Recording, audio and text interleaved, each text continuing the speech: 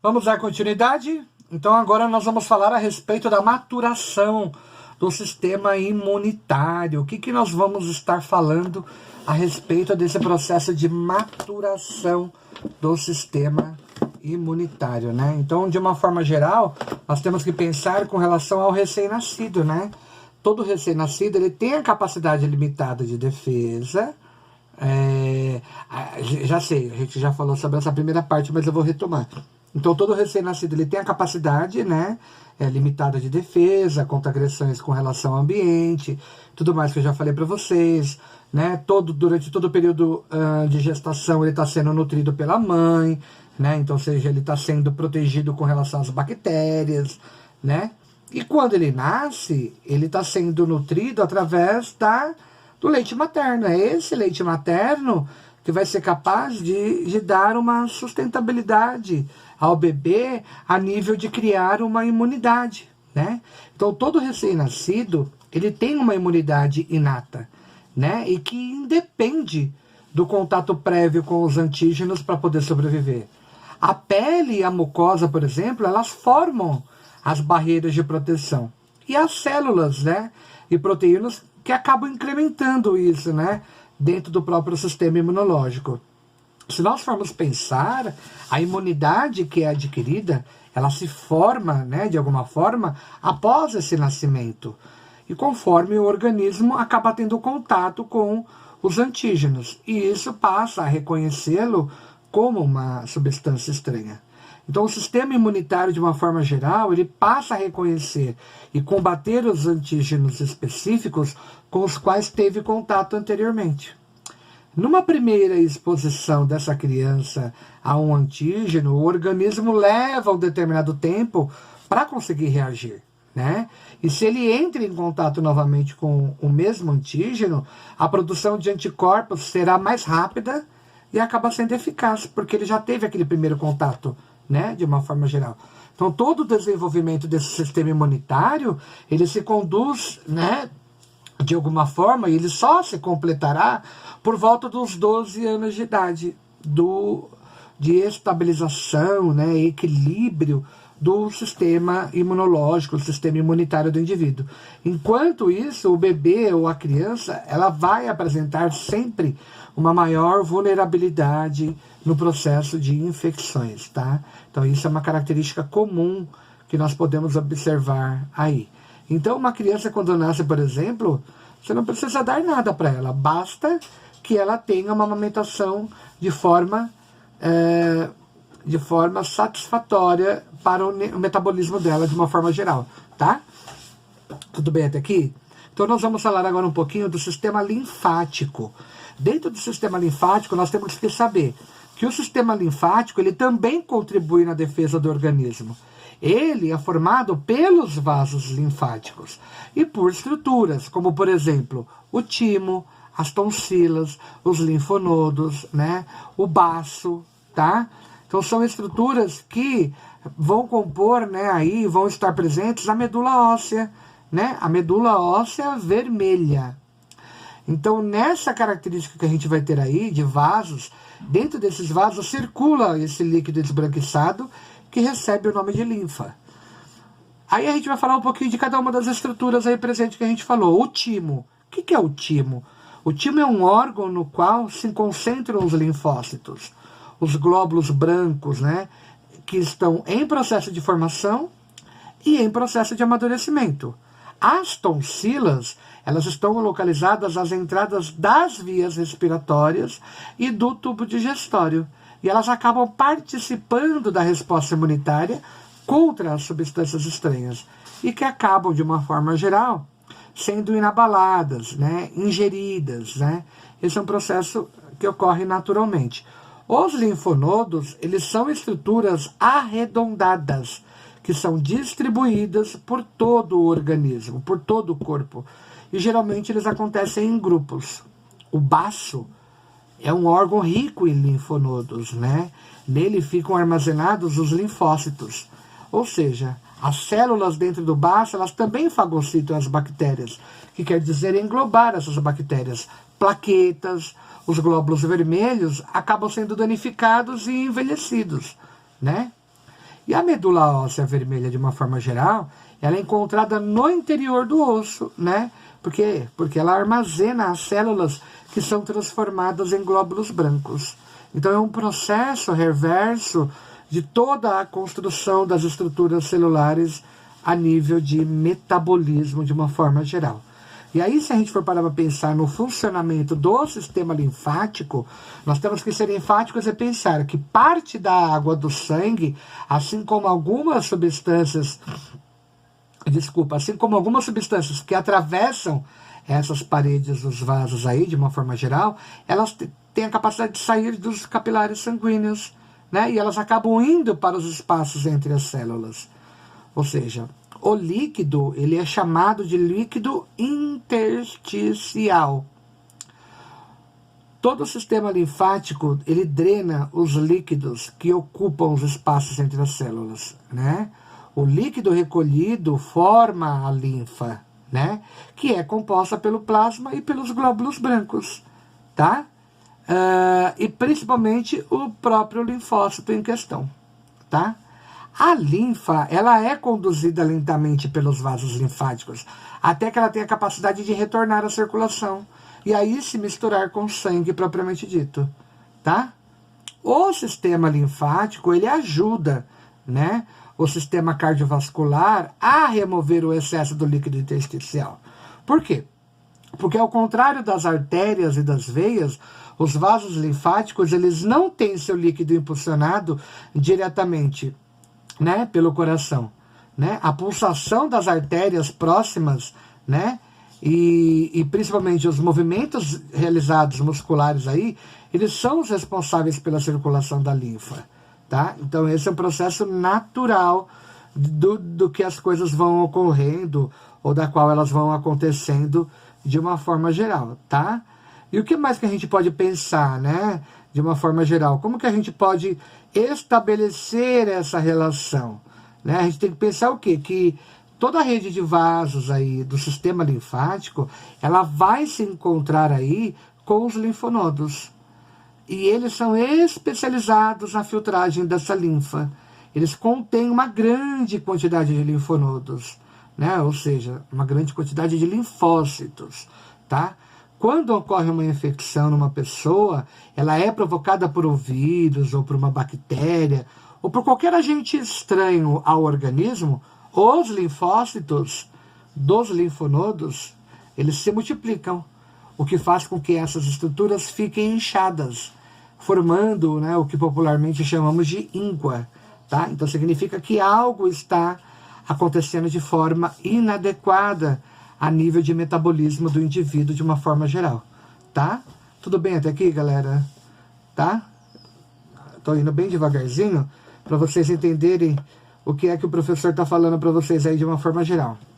E aí a gente vai ter que pensar também, de uma forma geral, quando a gente fala em estruturas, como tudo isso está acontecendo de uma forma geral, a gente sempre tem que pensar no quê? Nós temos que passar a pensar no reforço dessa imunidade, né? De que forma é construído esse processo de proteção, né? Como que isso, de uma forma geral, acaba ocorrendo, né? Esse reforço. O próprio organismo humano, ele acaba sendo exposto constantemente a muitos elementos vivos ou não vivos, estranhos ao corpo, né? A gente pode pensar na partícula estranha, no veneno, né? As peçonhentas, né? As peçonhas, né? As bactérias, os vírus invasores.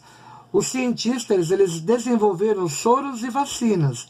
E juntamente com isso, eles ampliaram a proteção que se adquire, né, em relação a esses elementos. E com isso eles aumentam, né, conferindo, né, o processo de imunidade de um ser humano, de uma pessoa no seu estado comum. A gente pensa em célula, em um organismo, numa célula de um organismo comum, a gente sempre tem que pensar no desenvolvimento dos soros, das vacinas, né, que sempre vai estar em constante processo de aperfeiçoamento e descoberta. Não é porque que descobriu que temos uma vacina que ela acaba por ali, não. Os estudos, eles continuam. Ele continua se propagando para poder aperfeiçoar. São técnicas que nós chamamos de técnicas de aperfeiçoamento, né? É isso que a gente precisa pensar, tá?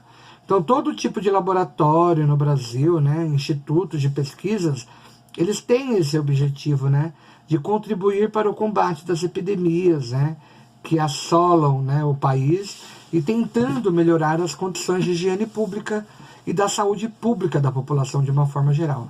Tudo bem? Aí a gente pode fazer uma citação que lá em meados de 1889, né, o fundador da fazenda, né, Butantan, que a gente viu lá no capítulo anterior em São Paulo, que em 1901 se desvinculou do Instituto Bacteriológico e se tornou o Instituto, né, Serum-Terápico, né, atual Instituto Butantan. Há mais de um século, esse Instituto Butantan contribui com a saúde pública, produzindo soros, né, contra toxinas de animais, peçonhentos, né, micro-organismos, além de diversas vacinas contra os vírus e as bactérias. Então, esse é um processo natural de construção, né, que se dá, que se permeia a realidade de construir uma nova base, né, uma nova estrutura para essa consolidação desse processo terapêutico, né, de estar colocando uma pessoa não em risco e fazendo com que ela tenha aí uma boa longevidade, características próprias. Então, ao longo do tempo, todos esses soros e vacinas, eles foram aperfeiçoados, né, em novas descobertas. Elas foram feitas. E ampliou-se a quantidade dessa produção dessas instituições, né? Mas os avanços, eles são direcionados pela busca de produtos cada vez mais seguros e eficazes, né? Então, se nós pensarmos hoje, né, algumas vacinas estão em desenvolvimento no Instituto Butantan, e entre elas que protege contra 4 tipos de dengue. A dengue da vacina tipo 1, a dengue tipo 2, a 3 e a 4 que é atenuada, né? Então, esse Instituto Sorotópico, né, Soroterápico, falei errado, da fazenda de Manguinhos, que fica na cidade do Rio de Janeiro, ele foi criado em 1900. E ele só se deu início à atual Fundação Oswaldo Cruz, a Fiocruz, que também é uma referência na produção de vacinas e soros. Ou seja, graças a Deus, as políticas públicas elas passam a funcionar de uma maneira melhor quando todas começam a interagir em prol de uma mesma situação. Isso é muito mágico. O que está acontecendo hoje no Brasil, de ter várias instituições, vários blocos, várias pessoas trabalhando em conjunto em prol de uma característica do que pode acontecer ou não, isso é muito mágico, né? Então, por exemplo, o Complexo Tecnológico de Vacinas do Instituto, né, em si, da tecnologia de imunológicos, o Biomanguinhos da Fiocruz, ele fornece vacinas que compõem o calendário básico de imunizações, né, do Ministério da Saúde. Toda essa matéria-prima das vacinas, ela é submetida a processos industriais para purificação, formulação, ou seja, para ter certeza que ela vai conseguir cumprir todos os requisitos que a gente consegue entender e que seria um facilitador para o processo de transformação das vacinas e dos soros. E se a gente fala em soro, né, todos os soros que a gente fala aí, ele contém doses elevadas de anticorpos, que são produzidos de forma direta ou indireta por outra pessoa, né, ou por um outro animal. Então, de uma maneira geral, se a gente for pensar, por exemplo, a gente vai pensar em quem? No cavalo, né? Eles são produzidos a partir de venenos, toxinas e vírus, e são usados como tratamento em situações médicas que exigem o combate rápido e eficaz do problema em questão, né? Como no caso de pessoas picadas por serpentes ou por animal peçonhento, né? Aranha, um escorpião, por exemplo. Então, nestes casos, é preciso inativar o veneno antes que ele possa causar algum dano irreparável ao organismo. Por quê? Porque todo esse veneno ele vai ser ativado, ele vai ser condicionado a um processo de destruição a nível do sistema nervoso. E o sistema nervoso, ele é o centro de comando do nosso corpo. E uma vez que eu consigo colocar ele aí, ele pode gerar problemas sérios, né? Se não conseguir atenuar essa substância química que está no organismo. O soro, por exemplo, antitetânico, ele é indicado no tratamento do tétano, doença, né, infecciosa grave, porque ela é causada pela toxina de uma bactéria, né? O prego, por exemplo, pisei no prego, você precisa tomar uma antitetânica, se você não tiver com a vacina em dia, né? É uma precaução. Enquanto o antirrábico, né, ele é usado em vítimas que foram mordidas por cachorros com raiva, né, raiva canina. E o soro antilonômico, ele é indicado para tratamento de pessoas envenenadas, largatas, né, do gênero Nenomínia, né, muitas vezes chamadas popularmente de taturanas, né, oruga, tapuru, tá? É isso que a gente precisa entender. Peçonhento é sempre um ser vivo, como algumas serpentes, alguns escorpiões. Eles são capazes de injetar o veneno e inocular a peçonha, né? Inocular o veneno de uma forma geral. Tudo bem, pessoas? Como vocês estão? Entenderam? Estou conseguindo se fazer entender a matéria? Tá simples, básica, tá? Vamos continuarmos, então? Então, ao ser injetado no paciente, os anticorpos existentes no soro, eles passam a circular pela corrente sanguínea. É o efeito cascata, ele vai circulando pela corrente sanguínea. E ao reconhecer a substância tóxica para as quais foram criados, eles se unem a elas e acabam, de uma forma geral, inativando esse veneno. Ou seja, em poucos dias, os anticorpos que foram injetados, eles desaparecem da circulação. Ou seja, no entanto, a gente tem que pensar que o organismo, ele reconhece os anticorpos injetados como uma substância estranha, e eles passam a produzir outros anticorpos específicos contra ele. De uma forma geral, no segundo tratamento, a gente tem que pensar no mesmo soro, ele pode, de alguma forma, provocar uma reação imunitária contra o próprio soro. Por isso, ele deve se evitar, né, um segundo tipo de tratamento em questão. Então aí nós temos um ciclo bem bonitinho mostrado aí para vocês, na página número 14. Olha que lindo aí, né? Nós temos um ciclo de produção do soro, né? Então a partir aí da extração, né, da cobra peçonhenta, né, do animal em si, né, eu gero o antígeno localizado, né, é inoculado, quer dizer, né, eu vou lá e hidrato ele, né, melhor, ele acaba sendo desidratado, esse veneno, né, esse antígeno em questão, e aí a gente vai aplicar uma solução do antígeno injetada no animal. No caso, o que mais é utilizado é no cavalo, né? E aí a gente aguarda um tempo necessário para que o animal produza esse anticorpo no sangue dele. E aí essa quantidade de sangue, ela é retirada do animal. E aí o sangue é separado em duas frações. E aí a fração que contém as células sanguíneas é dissolvida para o animal. E a fração líquida, o plasma que ele contém, né, ele é submetido a um processamento. E após os testes de controle, obtém-se o quê? Obtém-se o produto final, que é, na verdade, chamado soro hiperimune. Ou seja, o processo leva, em média, em torno de uns 70 dias. Ou seja, não é uma coisinha tão simples. Ele dá um certo trabalho, sim, tá? E se nós pararmos para pensar, nós vamos falar sobre as vacinas, né? O que é a vacina propriamente, né? Elas nada mais são do que substâncias preparadas com vírus ou com bactérias mortas, atenuadas ou inativas. E com isso, essas vacinas de primeira geração, ou com toxinas inativadas, proteínas, né, ou açúcar do vírus ou da bactéria, ou com toxinas de segunda geração. A gente tem que pensar que o vírus ou a bactéria, eles são considerados atenuados. Então, atenuado é quando eu retiro do vírus e da bactéria.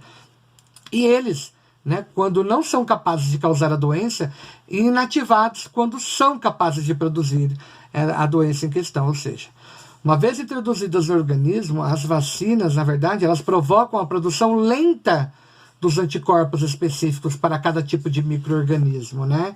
Em um processo que demora cerca de 1 mês, né? É o que acontece, por exemplo, com as vacinas contra sarampo, rubéola, raiva. Por isso, pessoal, é sempre importante manter o organismo sempre intacto, em dia, para que você não tenha, para que efeito seja feito, tenhamos um efeito imediativo, né, dentro do metabolismo, uma vez que você toma a vacina, tá? E todo efeito protetor da vacina, ele aparece quando a pessoa entra novamente em contato com o micro-organismo. Ou seja, isso também ocorre na vacinação de reforço, né? O corpo ele reage rapidamente, produz os anticorpos e acabam de alguma forma evitando a doença. E é o que acontece, né? Foi o que aconteceu com a criança, né? Que participou do experimento realizado por Jenny, né? Ou seja, em contato com o vírus da varíola bovina, né? Ele adoeceu. O sistema imunitário dele reagiu produzindo anticorpos, que é a forma branda da varíola, né? E ela acabou sendo combatida. Ou seja, nessa etapa propriamente dita, né? O menino foi imunizado, ou seja, ele adquiriu proteção contra a varíola e o corpo desenvolveu uma memória que nós chamamos de memória imunológica contra a doença em questão. Tá? Tudo bem? E aí, por sua vez, né, posteriormente a isso, quando ele entra em contato com o vírus, né, da varíola humana, o organismo ele reage rapidamente, ele produz os anticorpos que são suficientes para poder combater, né, esse processo infeccioso de uma forma geral. E aí a gente tem que pensar no quê? Que a aplicação das vacinas, de alguma forma, elas vêm prevenindo as doenças graves, né? Sarampo, a difteria, o tétano, a coqueluche, a poliomielite, a hepatite, a rubéola, a tuberculose, a febre amarela, ou seja, o calendário de vacinação da criança é o que contém o maior número de vacinas, seja na infância ou nas fases posteriores, né, da adolescência, na fase adulta, né? Nós precisamos, e na fase do idoso, né? Todas as vacinas do calendário nacional de vacinação, elas são oferecidas de forma gratuita pelo governo nas salas de vacinação nas unidades básicas de saúde, as UBSs, e são disponibilizadas em 19 vacinas para mais de 20 doenças que nós temos aí presente. Então isso é algo natural e bacana de se acontecer. Então nós precisamos cobrar isso do poder público, porque nós precisamos disso, né? É uma construção dessa ideia do que a gente precisa fazer. Olha a situação que nós estamos passando, né? Então isso é muito nítido da nossa preocupação e do nosso bem-estar. Isso é muito clássico. Então a produção da vacina, né, das vacinas adesivas, ela é uma das apostas tecnológicas atuais, né? Elas requerem doses menores de vacinas e elas desencadeiam uma resposta imunitária mais rápida e eficiente. Ou seja, a vacina inalada, né, de uma forma geral, ainda que seja indisponível no Brasil, ela pode ser uma alternativa, né, para futuras adaptações de vacinas que já existem na sua forma injetável. De uma forma geral, como as vacinas adesivas elas produzem o risco de contaminação, já que não usam as seringas, né, o reaproveitamento de seringas é uma realidade em países pobres, né, e facilitam essa aplicação. Tá? Eu, particularmente, não acho ela viável. Eu não acho que isso seja um método adequado para ser exposto, reutilização. Eu não acho que isso seja algo benéfico para a população de uma forma geral, mesmo sendo pobre. Eu não acho que reaproveitar uma seringa, isso vai ser algo satisfatório e bacana, porque ela pode ser contaminada, e ela, uma vez contaminada, quem me garante que eu consigo reutilizá-la de forma a eliminar? Não tem como, né? Eu não posso garantir isso de fato. Então os especialistas eles acreditam, né, fielmente que a tendência é eliminar as vacinas de seringas. E além de eliminar a dor, né, da aplicação a essas novas formas, né, que são as mais simples de aplicar, distribuir e de estocar. Pode ser que a minha opinião daqui a algum tempo mude, né, mas por enquanto as vacinas tradicionais elas precisam ser mantidas a temperaturas baixas, sendo vulneráveis a cortes de energia, que podem resultar na perda de grande estoque. E vacina é cara, né, gente? Então nós temos que ter sempre um plano B de como poder, de alguma forma, atenuar todo esse processo de construção, né, das vacinas, da sua forma de aplicação, né? Acho que isso ele é um processo natural, tá? E a gente tem que tomar muito cuidado com relação a isso. E se a gente for falar em imunização de rebanho, né? Quando maior a parte da população está sendo vacinada, né, de uma forma geral, né, contra uma doença, né, ela tem uma propriedade chamada de imunização de rebanho, ou seja, ela também é denominada imunização de grupo, imunidade coletiva, porque ela está tentando atingir o maior número do público presente, né, de uma forma geral, tá? Mesmo que uma pequena parcela da população não tenha sido vacinada, ela acaba sendo protegida pelas pessoas imunizadas, pois existem menos pessoas suscetíveis a adquirir a doença. E o que com isso acaba diminuindo, né, a sua disseminação. Esse é um processo muito bacana também. E assim que não pode se vacinar, né, por contraindicação, idoso, a pessoa com sistema imunológico, né, comprometido, os bebês, né, que não podem tomar vacinas, né, pessoas sistema imunológico, as pessoas que são portadoras do HIV, né? Geralmente elas têm um sistema imunológico que pode não estar adequado, né? Pode estar com uma alteração a nível metabólico, e isso pode trazer algumas coisas que não são muito bacanas para o organismo. Então, muitas vezes, alguns casos, eles são contraindicados, tá?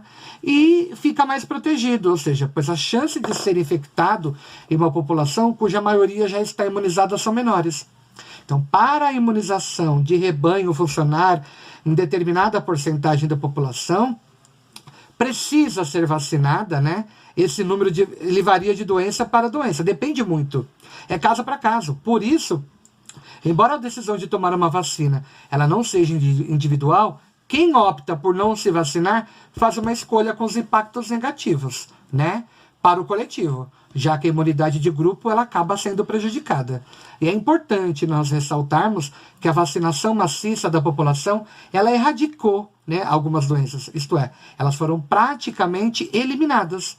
Portanto, gente, se as pessoas não aderirem ao calendário e às campanhas de vacinação em peso, as doenças já erradicadas, como a poliomielite, o sarampo, elas podem voltar.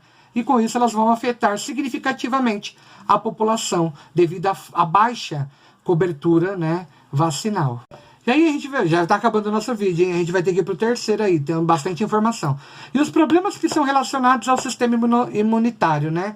O que a gente pode pensar aí? São ocasiões em que o sistema imunitário ele apresenta falhas, né? Por motivos genéticos, em decorrência de uma determinada doença ou de uma condição. Exemplo que nós podemos citar, a AIDS, por exemplo, que eu acabei de falar. É uma das causas, dos problemas, né, do sistema de defesa.